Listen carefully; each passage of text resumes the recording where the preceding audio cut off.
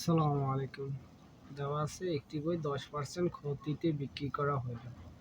বিক্রয় মূল্য ৬০ টাকা, বেশি হলে ৫% লাভ হয়। বইটির ক্রয় মূল্য কত টাকা?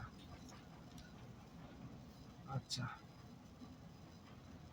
ক্রয় মূল্য কত টাকা? এখানে কি আছে? প্রথমে দেওয়া আছে 10% ক্ষতিতে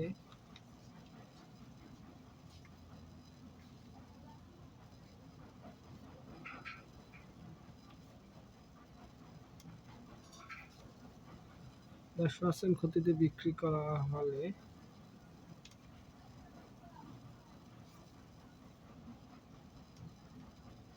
বিক্রয় মূল্য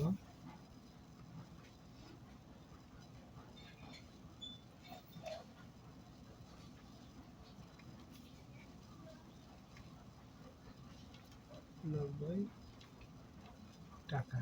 10% ক্ষতিতে বিক্রয় করা হলে বিক্রয় মূল্য দাঁড়াচ্ছে 90 টাকা। আবার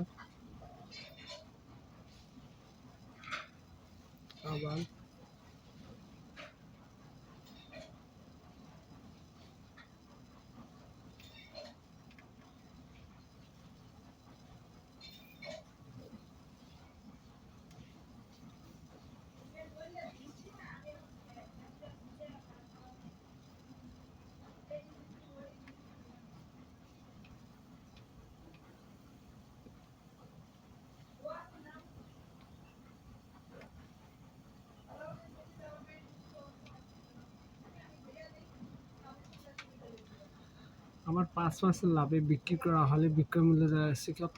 105 টাকা। তাহলে কি দাঁড়াইলো?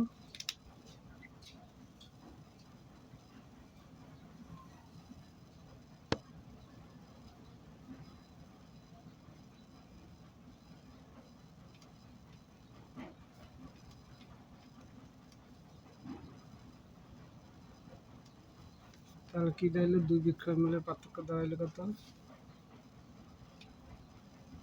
105 টাকা মাইনাস 90 টাকা।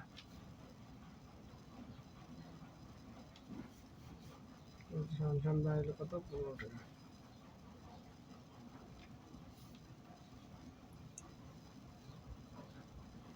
দুই বিক্রয় মূল্যের পার্থক্য দাঁড়াইলো 15 টাকা। এখন আমরা লিখতে পারি